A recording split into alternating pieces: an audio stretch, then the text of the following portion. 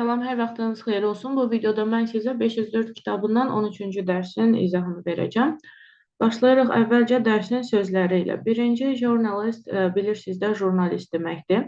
Yəni, qəzet və jurnallar üçün yazı yazan, redaktə edən və yaxud da işləyən şəxsdir. Cümlələrin tərcüməsinə baxanda, məsələn, qətl hekayəsini araşdıran 4 jurnalist var idi. Sonra Barbaranın kitab mağazasında işləmə təcrübəsi jurnalist olmaq üçün kifayət qədər hazırlıq deyildi, yəni yetmirdi. Sonra jurnalistlər işlədikləri şəhəri geniş, əhatəli tanımalıdırlar, bilməlidirlər. Famine isə aclıq deməkdir, qıtlıq deməkdir. Yəni aclıqdan ölmə, ciddi qida çatışmazlığı vəziyyətindən söhbət gedir burada. Məsələn, Afrikadakı aclıq əhalinin 1/10-nin ölümünə səbəb oldu. Və yaxud da son 10 ildə good writing, yaxşı yazıların qıtlığı, yəni yaxşı yazı olmur, yaxşı yazıların qıtlığı müşahidə olunur.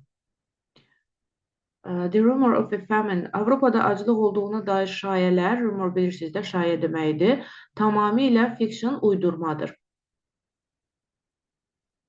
Sonra, revive isə canlandırmaq, dirçəltmək, yenidən həyata qaytarmaq mənasındadır. Məsələn, baxın, burada köhnə tamaşaların auditoriyaya təkrar təqdim eləmək üçün, müasir auditoriyaya təqdim eləmək üçün köhnə tamaşaların dirçəldilməsindən, yenidən belə deyək də, canlandırılmasından söhbət gedir birinci cümlədə. İkincidə isə real mənadadır, yəni infarkt keçirmiş xəstəni həyata qaytarmağa çalışdılar. Üçdə isə komitə, burada isə marağı canlandırmaqdan söhbət gedir, yəni marağı artırmağa, marağı canlandırmağa çalışırlar kimi tərcümə edəcəyik. Sonra gəldik commence. Bu begin, start mənasındadır, yəni başlamaq deməkdir. Bir şeyə başlamaq, nəsə bir şey baş verməyə başladı bu mənada. Məsələn, graduation, məzuniyyət saat 10-da başlayacaq. Və yaxud da Bella nitqinə başlamazdan öncə hesitate, tərəddüd etdi. Müzakirə şəhər problemləri üzərində, şəhər problemləri ilə bağlı hesabatla başladı. Observant isə müşahidəçi deməkdir, diqqətli deməkdir. Yəni tez fərq eləyən, diqqətçi, tez fərqinə varan mənasındadır. Husband and wife. Biz ər-arvad arasındakı münaqişəni diqqətlə müşahidə etdik. Yəni orada müşahidəçi idik bu mənada. We were observant.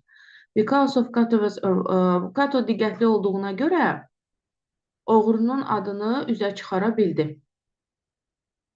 Reveal bilirsiniz də, üzə çıxarmaq, aşkara çıxarmaq. C-də isə müzakirə şəhər problemləri ilə, yox bu C-dir, biz buranı oxuyuruq. Mild. Mild ətrafındakı hər şeyi müşahidə eləmək üçün əla görmə qabiliyyətindən, vision-də yaxınlığında deməkdir. Yəni, yaxınlığındakı hər şeyi görə bilmək üçün, müşahidə eləyə bilmək üçün əla görmə qabiliyyətindən istifadə elədi. Sonra, identify isə tanımaq, müəyyənləşdirmək deməkdir. Yəni, kimliyi, mahiyyəti müəyyən etmək, tanıtmaq və s. mənasındadır. Məsələn, çoxsaylı şahidlər Butcher, qəssabdır da, ətçi, qəssab. Onu oğru kimi tanıdılar, müəyyənləşdirdilər. Xanım Shaw tablonun ona məxsus olduğunu müəyyən eləyə bildi. With only a quick glimpse, yəni yalnız qısa bir baxışla Regi izdihamın içərisindəki sevgilisini müəyyənləşdirə bildi, tanıya bildi. Migrate isə köçmək deməkdir. Bir yerdən başqa bir yerə hərəkət etmək, yaşayış və yaxud da iş məqsədi ilə köç eləmək mənasındadır. Məsələn, meyvə yığanlar iş tapa biləcəkləri bir yerə köç etdilər. və yaxud da much of our population, əhalimizin böyük bir hissəsi daim digər bölgələrə, ölkənin digər bölgələrinə köç edir. My grandfather migrated to New York. Mənim babam 19-cu ildə İtaliyadan New Yorka köç etdi.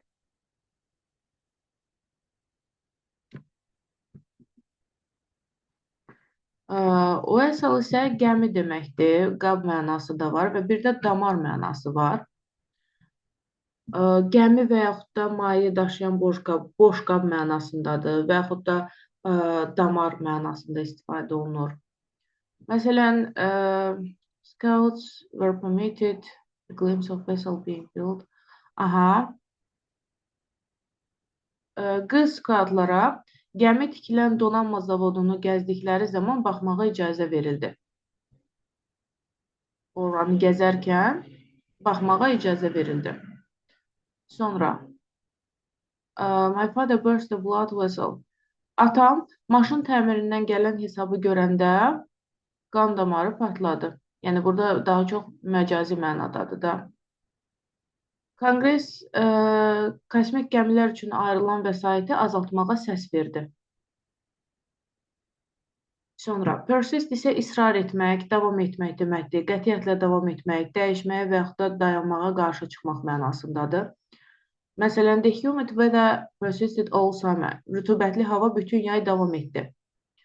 Sonra,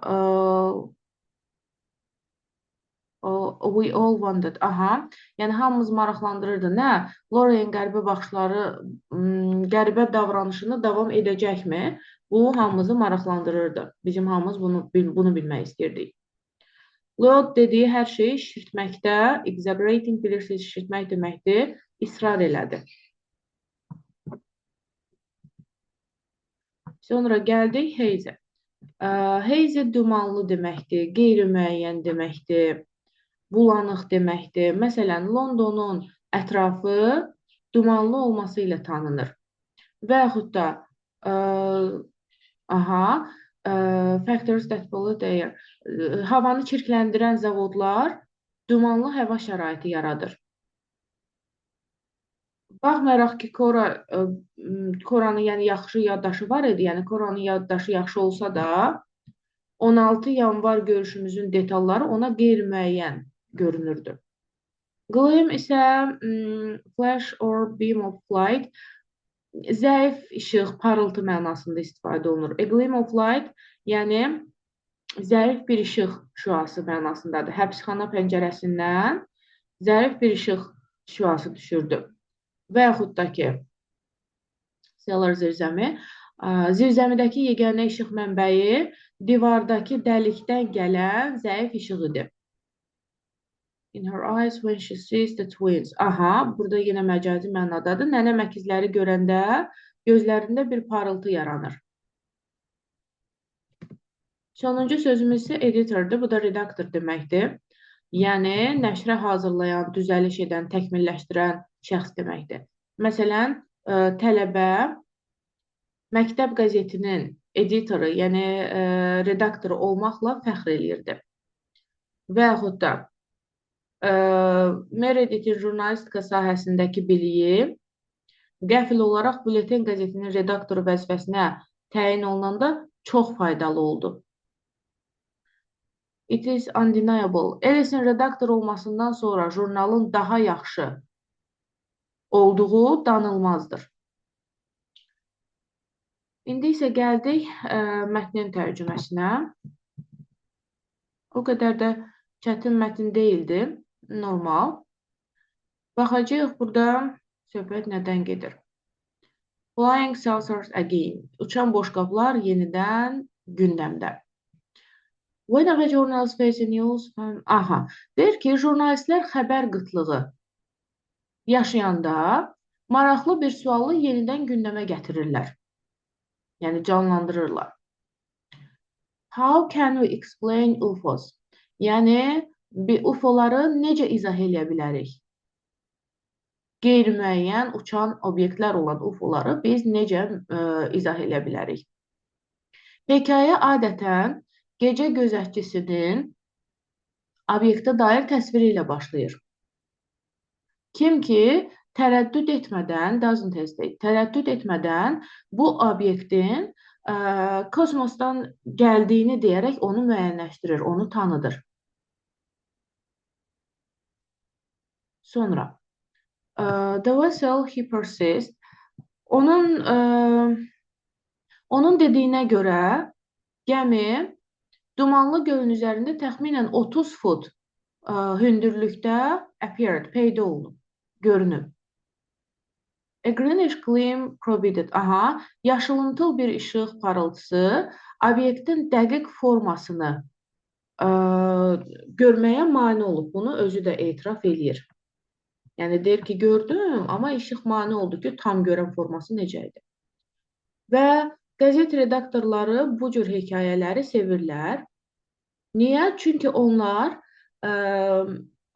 əhalini UFO-larla bağlı biliklərə maraqlı saxlayır və bir də qəzetlərin satışını artırır. Yəni əhalini qəzetlərin almağa maraqlı saxlayır, belə deyək.